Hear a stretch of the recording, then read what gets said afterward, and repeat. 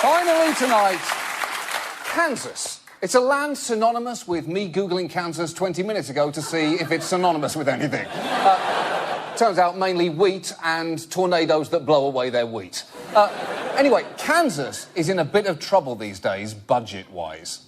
The state of Kansas is broke, extremely broke. Job growth in Kansas lags behind the rest of the country. Moody's has downgraded the state's credit rating. And the state Supreme Court recently ruled that Kansas had been unconstitutionally underfunding its schools. OK, that's horrible. Children in Kansas should not be deprived of a quality education because of budget shortfalls. They should be deprived because of the strict, unyielding religious beliefs of their school boards. That's the Kansas way.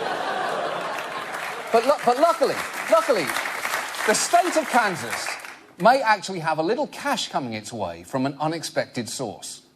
The state of Kansas soon going to start profiting from porn. Yes! Kansas porn. Finally! I've got so many ideas for the titles. Little Fuck House on the Prairie. Cornfield Cornholing. Cream of Wheat. Or maybe you go the whole Wizard of Oz thing and swallow the yellow dick's load. Yes. I'm good at this. I'm good at this. Yeah. Just out of interest, how exactly is Kansas in the porn business? Hundreds of adult toys are sitting in this Kansas City warehouse. They are up for auction online. The owner of a string of adult stores in that state didn't pay his taxes. He owes the state about $160,000. The state said he could still sell his merchandise to pay off his debt. OK, so Kansas is only in the porn business because the owner of this chain of sex toy stores, the Bang chain, didn't pay his taxes. And I've got to say, even by sex toy store standards, that is one seedy-looking establishment.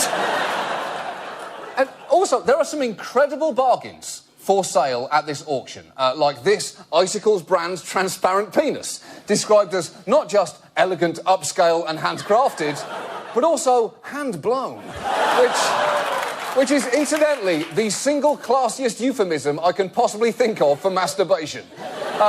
Or you could also get this pair of 50 Shades of Grey You Are Mine metal handcuffs, which you are frankly going to need to resuscitate your love life after the 50 Shades movie kills your sex drive. Jamie Dornan is not my Christian. Hashtag not my Christian. Now, in fact, if I may address our viewers in Kansas right now, there is only one problem with this auction, and that is that the current bids only total $38,000, and yet you are owed over $160,000 in taxes. So you need to start thinking about this like a charity auction and overpay for things that you clearly do not really need. And do not give me the whole, but John, I don't need a Dr. Laura Berman brand remote control panty pleaser. I already have 3. That's not the point, Kansas! You're not buying it for yourself, you're buying it to cover your state's gigantic projected budget shortfall.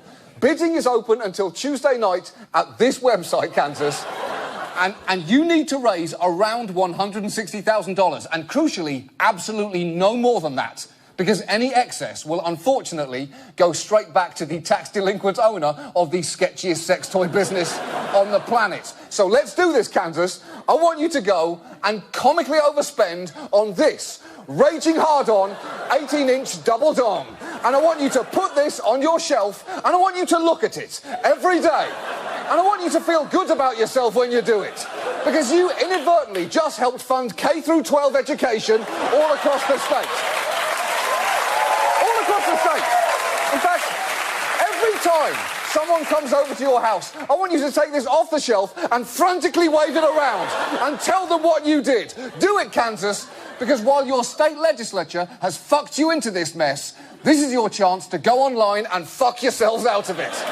Hungary. Yes. Hungary, the fantasy home for every little girl who's young enough to love castles, but not quite old enough to be aware of neo-fascist political parties. Hungary has had quite a week. Tens of thousands of protesters marching in Hungary. They're upset about a plan by the government to tax internet use. Tuesday's rally was the second in 3 days. This tax is the most stupid thing. Other countries like Estonia, they give internet for free to everyone. It is hard to disagree with the protesters when their argument is essentially, let's catch up with Estonia.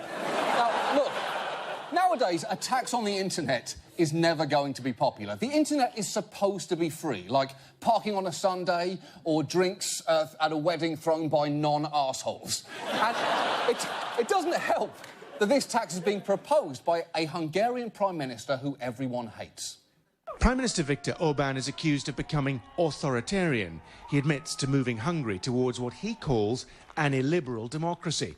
He's close to President Vladimir Putin and speaks warmly of how they do things in Turkey and China. Wow. That is 3 red flags in a row. Illiberal democracy, close to Putin, and likes how things are done in Turkey and China. If you just add he likes the way Hollister smells, we can officially declare that man a war criminal. Now look, Hungarians marched all this week, and the fact that people are protesting the actions of an authoritarian government is not in itself a surprise. The shocking thing here was the result. Hungary is nixing plans for that tax on the internet, at least for now. The Prime Minister says he is going to revisit that tax, though, next year. Holy shit. The protest worked, and that is not a sentence you get to say out loud often. It's like, great one-man show, or Guy Fieri, that was delicious, or I met my wife at Dave & Buster's. You don't often... The words feel weird coming out. But look, there is no time to celebrate, Hungarians. You're on the clock. If this tax is being revisited next year, you only have until 2015 to download as much pornography as you can. Do it now and get it all. You don't know what you're going to be into this time next year. In Hong Kong, the former British colony now back under Chinese rule. All week, protesters have been in the streets, angry at the Chinese government's announcement that they would be pre-selecting all candidates for Hong Kong's 2017 elections. And Hong Kong is in an odd situation. It's a limited democracy inside a communist country, a setup that their own constitution describes as one country, 2 systems. It's like the 2 girls, 1 cup of governance, with one girl having a lot more control over what happens to that cup. Now, the protests have been notable not just for their size, but also for their tone.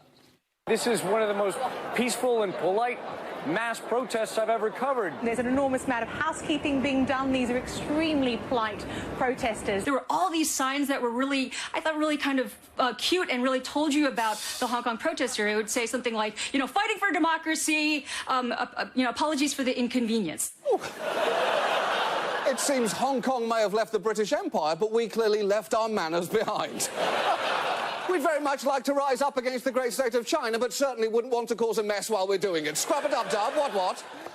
The ingenuity of the protesters has also been striking. Not only have they repelled pepper spray with umbrellas, but when the government cracked down on communication, they found a workaround. Protesters are using an app called Fire Chat, which was developed here in San Francisco for people who want to exchange text messages via Bluetooth. It's intended for use at off-the-grid events, things like Burning Man or Coachella. Yes, the Hong Kong protesters have achieved the impossible, making something featuring the words Bluetooth, Burning Man and Coachella not incredibly annoying. Although, I do have to say, if I was going to use any invention from Burning Man to fight the Chinese government, I definitely would have gone with the 8-armed metal fire beast. Not even a Chinese tank is going to take on the Pyroctopus. Good evening, Trinidad and Tobago. Sorry for interrupting your regular programming, which is, as I understand it, Mike and Molly, starring Melissa McCarthy and a man. My name is John Oliver, and I would like to talk to you for a few minutes about FIFA, and more specifically, Jack Warner. Now, last week he spoke to you on this very channel and promised/threatened to reveal large amounts of incriminating FIFA documents. And since his preferred mode of communication is evidently purchased time on Trinidad's TV6, I have bought this time in the hope that he is watching. Furthermore, I've actually Googled some Trinidadian slang to help me get my message across. So, family, watch me for a minute now. What's the scene? I know you're getting tabanka right now. I'll just pause for a second to allow the people of Trinidad to laugh at the whitest person who has ever lived attempting to speak Trini and instead sounding real doltish, ent. But aye. the point is, let's put that aside, Trinidad. But the point is, Mr. Warner, do not blue ball the entire planet by promising spectacular FIFA revelations and not delivering. I am begging you, release everything, because here's my argument. Why the hell not? It's not like you're not already potentially in a lot of trouble. Seriously, I've been looking through the indictment and good luck with that. Plus, apparently your sons are already cooperating with US authorities, so if you don't, it's just going to be awkward. And finally, and I'll be honest, this is my main reason, I'm pretty sure you have some absolutely hilarious examples of FIFA corruption. Just look at your former colleague, Chuck Blazer. Since he turned informant for the FBI, we found out that he had an apartment in Trump Tower for the use of his cats. For the use of his cats! We also discovered his love of Halloween costumes. Because those are real photos. Because he was mistakenly thinking that these photos are more frightening to look at than this, a photo of the regular Chuck Blazer. I have no doubt, Mr. Warner, that you know as many delicious secrets as he does, and you owe it to the whole world to tell us. Why should you do it? Well, put it this way, right now, Jack. Everybody hates you. Everybody. I mean, literally everybody. I think it's something to do with you seeming like an absolutely terrible human being. But,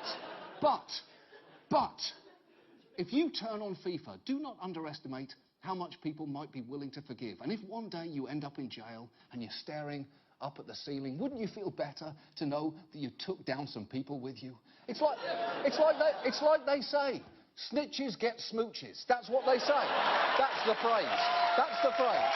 So please, release the documents, Mr. Warner, and you may yet salvage your completely tattered reputation. And sure, FIFA's goons might come for you, but as you say in Trinidad, don't hurt your head. Which I believe means don't worry about it. For once in your life, Mr. Warner, don't think about yourself. Think about everyone else. Thank you for your time, Trinidad. I now return you to Mike and Molly. I believe this week's episode is called Melissa McCarthy Still Can't Get Out of Her CBS Contract. So I simply say this to all of you. Goodbye, Trinidad. And, of course, Tobago.